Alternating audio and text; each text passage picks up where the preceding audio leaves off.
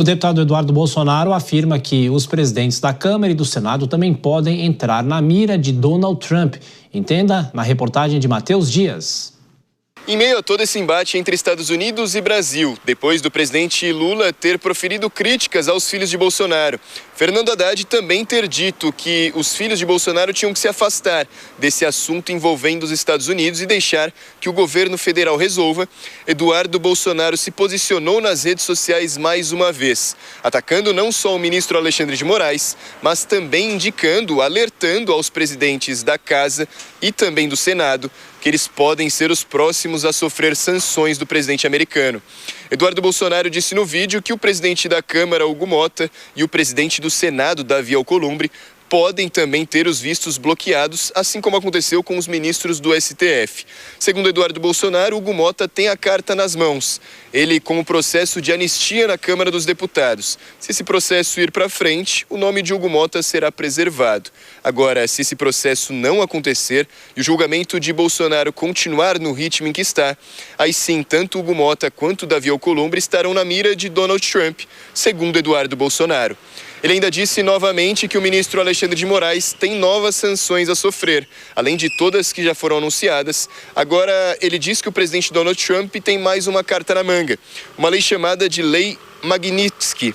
Essa lei é quando aprovada já nos Estados Unidos, inclusive na era Obama, é uma lei que para pessoas que forem julgadas, elas podem ter bens e bloqueios financeiros no país também. Então, tanto bloqueio de contas quanto bloqueio de bens em solo norte-americano. Essa lei, ela costuma ser apresentada a pessoas julgadas pelo caráter de corrupção ou de ferimento aos direitos humanos. Segundo Eduardo Bolsonaro, isso pode cair também sobre o ministro do STF, Alexandre de Moraes. No fim do vídeo, Eduardo ainda disse que Donald Trump tem várias cartas na manga e que ainda não teria apresentado todas elas.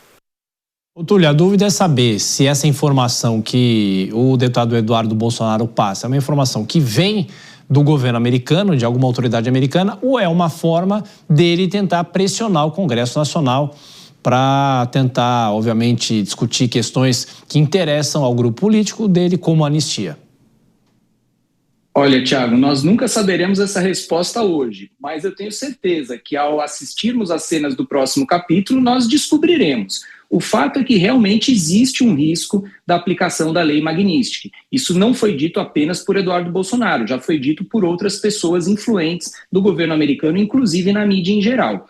Agora, resta saber se elas serão aplicadas, em que momento elas serão aplicadas, porque realmente é uma carta poderosa que Donald Trump tem às mãos. Mas como toda carta poderosa, como toda carta valiosa, é preciso saber o momento de descarte dela, é preciso saber o momento em que ele vai utilizá-lo e se realmente será necessário utilizar. Portanto, Thiago, pode ser que realmente seja uma pressão, e aí do ponto de vista político estratégico, é uma pressão até eficaz que Eduardo Bolsonaro faz, porque a melhor chance que eles têm, a família Bolsonaro, é realmente o PL da anistia. Por quê? Porque o PL da anistia é um ato do Poder Legislativo, cujo Centrão se comprometeu com o PL no momento da eleição de Hugo Motta e, portanto, é o caminho mais fácil, mais viável. Se o Eduardo Bolsonaro tem que apostar as fichas dele, a pressão, em um caminho, em um veículo, esse é o caminho certo. E talvez, né, doutor, já que o presidente da Câmara e também do Senado, os dois já deixaram claro que inicialmente, ou pelo menos não há uma possibilidade deles levarem isso para frente. Tanto é que um deles falou que isso não interessa ao povo brasileiro, alguma coisa nesse sentido. Talvez seja uma forma de pressão, aí eu volto à primeira questão que eu fiz para o senhor. Pois mas olha só que situação que o Congresso tem nas mãos.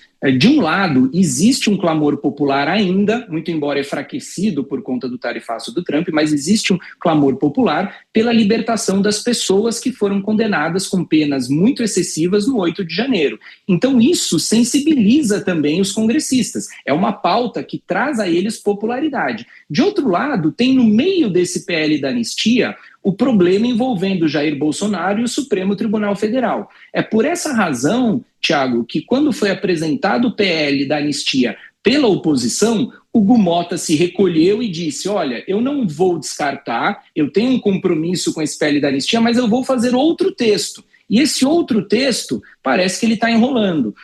E evidentemente que a temperatura política do momento vai ser fundamental para saber até que ponto o Centrão, que é o fiel da balança, né? Porque sabemos que de um lado a oposição quer o PL na sua máxima potência, o PL da anistia, e a situação não quer, o Centrão é o fiel da balança, precisa saber qual é o momento certo para que esse Centrão, então, venha a apresentar a sua versão, o seu texto do PL da anistia. E vai depender, sim, do termômetro político-eleitoral de ocasião, Thiago.